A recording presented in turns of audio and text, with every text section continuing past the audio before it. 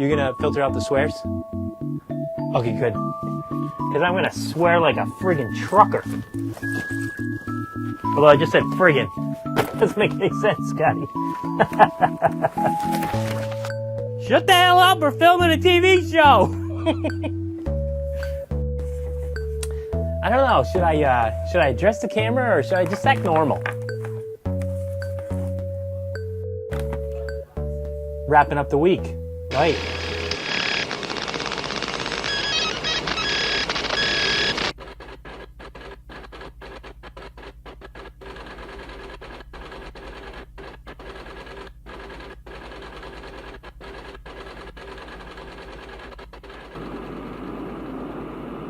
I know I've done another episode on a little bit of the $6 Million Man, but and then this episode we're going to absolutely talk about more $6 Million Man than before.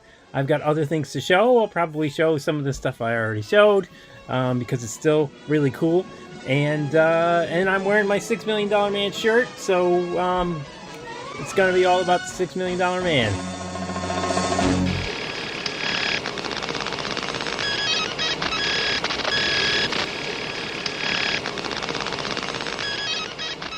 So the first episode, the pilot episode of the $6 Million Man came out in 1973. It was a movie. It was pretty far ahead of its time as far as the science fiction aspect of it.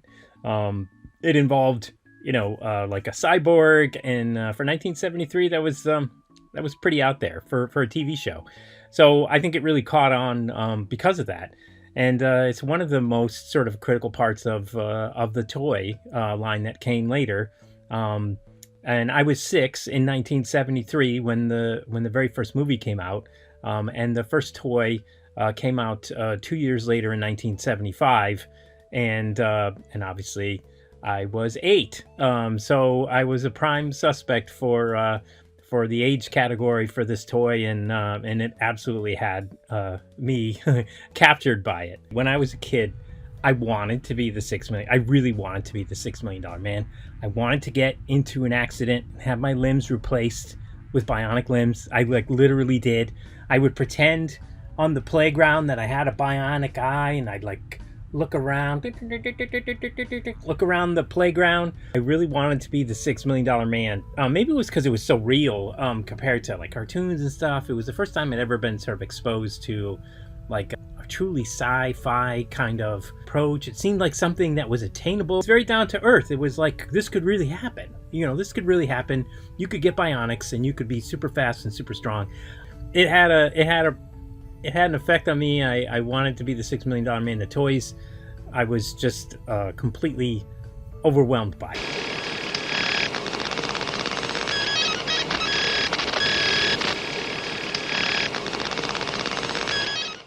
The very first $6 Million Man was this guy, and they pretty much were, for the 3-4 years that they came out with him, were pretty much very similar with some different features. But this was the original that came out in 1975. As you can tell, he's got the bionic eye here.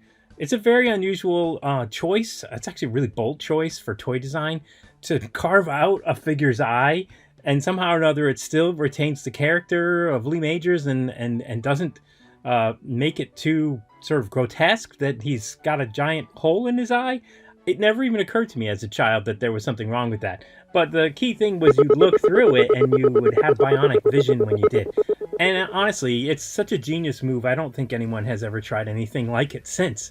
Because it was quite risky to maintain the character, the look of Lee Majors while doing such a major sculpt difference. This is the bionics inside the $6 Million Man's arm, and so you could take that out and put that in, and there was this rubber latex that would roll up. Now this one, latex doesn't last super long, so a lot of these rubber latex did exactly as this. They dry up and they stick to the $6 Million Man. I have one that has a repro piece of latex. You can actually buy this latex piece that's like a reproduction and put it on there and then have it functional again. It's great, it's amazing, but this one doesn't have it. But you can see the bionics in here, and it has like this little sort of hole in here, and when you put the $6 Million Man into the repair station, which I'll show you after, He sits in there, and all these hoses can hook up to the bionics in his arms and legs. He's got bionics in his legs too. So this is the last. I've only screwed this up like 400 times. If I if I think about it, I'll throw some bloopers at the end because they're ridiculous. How many times I've screwed this up? You probably won't watch that long though, so whatever. But the $6 Million Man came with this engine, right? And it would go in his hand like so, and then you would turn his head to the right, and then he would lift the engine block up.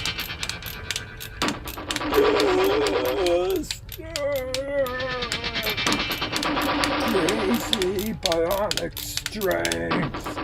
Yeah, I mean, a pretty cool function. Again, I haven't seen anything quite like this. And then you turn it back, and then it'll go back down.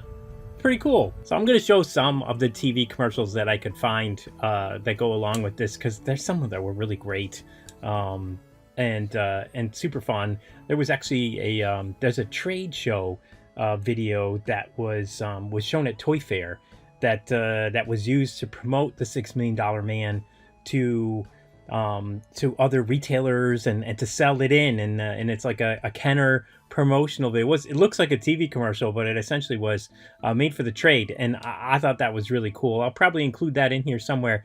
Got to be a little bit careful not to make these things 40 minutes long, but I thought it was a cool addition that I found to find that trade video.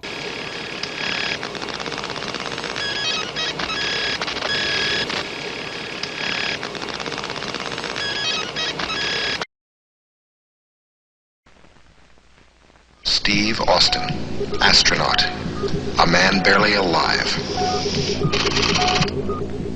Gentlemen, we can rebuild him. We have the technology. We have the capability to make the world's first bionic man. Steve Austin will be that man. Better than he was before. Better, stronger, faster.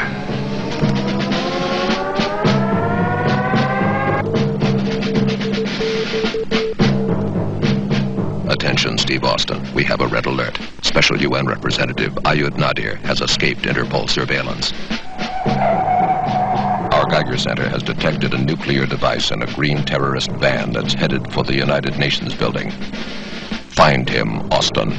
Stop him. Get the bomb.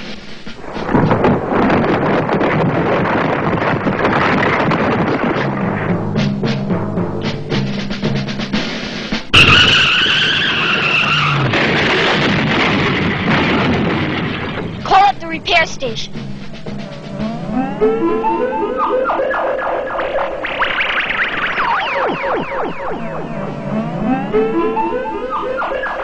Replace Bionic Activator 358B.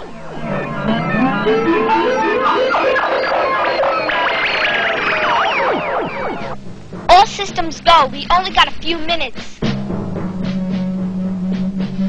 $6 Million Man, go to it. Once or twice in history, something new comes along. Something so different, so exciting, it defies the imagination. This year, Kenner has that something. The $6 Million Man.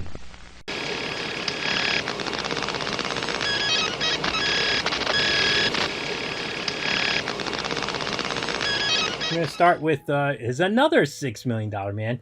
Now, they started coming out with these other sort of suits, and this is this sort of jean, very 1970s with the giant collar. This jean outfit. This $6 Million Man actually is second gen $6 Million Man. So he's a little bit different.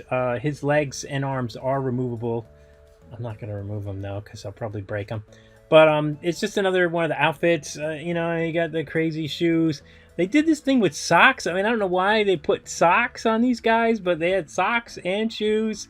It's a little Barbie-esque. Generally, the action figure lines don't go so far into the crazy amounts of clothing. But I guess it would be just as weird if you didn't have socks. But another $6 Million. I have 4 of these guys in various in various sort of states. Probably a bunch of parts kicking around too, because I bought some lots over the time. But they had a number of different outfits. This is just one of them, so it was cool to get another $6 Million Man with this sort of outfit on.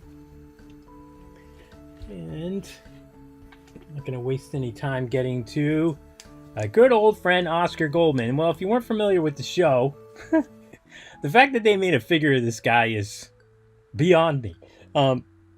He was basically the $6 Million Man's sort of handler. He's the guy that does the voiceover. We can rebuild him. We have the technology, all that kind of stuff. I remember having this as a kid. He stayed the most pristine. It was like in perfect condition.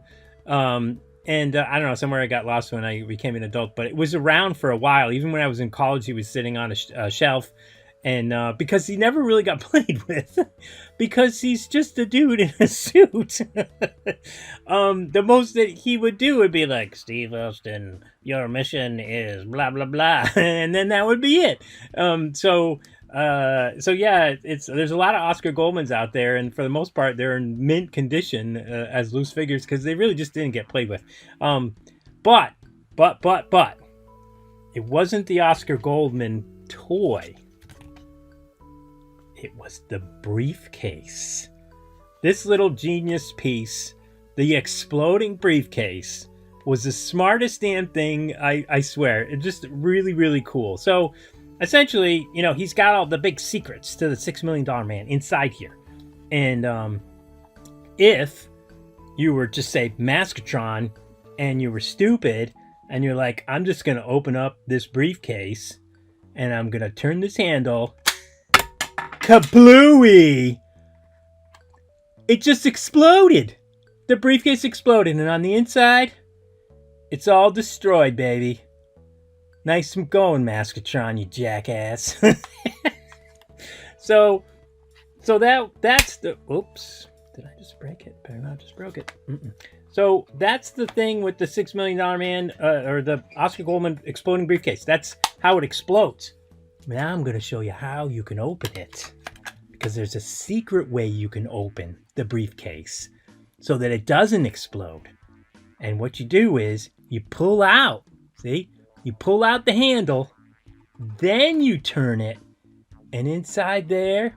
Oh, shoot. What did I just do? Damn it. Did I break this thing?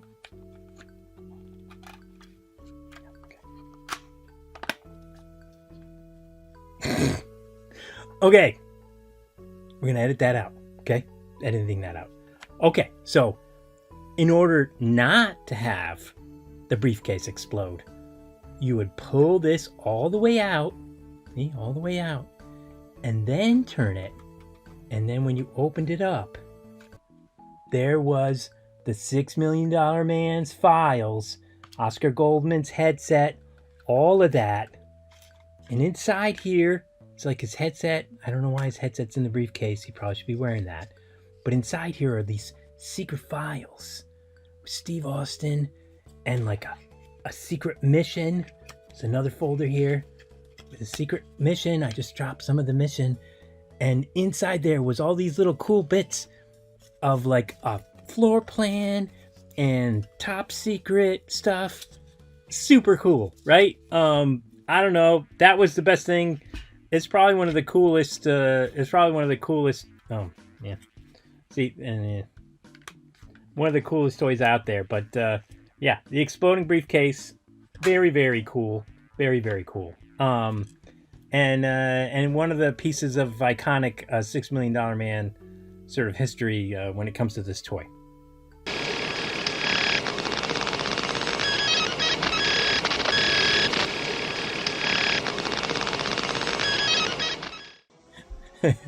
Okay, this is the end of the part 1 of 2 parts of episode 13 on the $6 Million Man. The second part, I decided to separate out because it was getting a little long, and I figured that no one wanted to watch 50 minutes of the $6 Million Man set one, but you might watch it in pieces. I don't know, or maybe nobody watches it at all. I'm okay with that too, but if you want to watch the second part of the $6 Million Man, there's some bad guys in there, the Maskatron and Bigfoot, and I go into a little bit more detail on those guys, show some clips and some TV commercials from the past, which I thought were pretty cool. And yeah, so check out part 2. Thanks for watching, and I'll catch you later. Well, I hate to brag. Of course.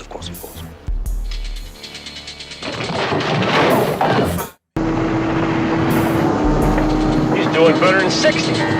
Are strong.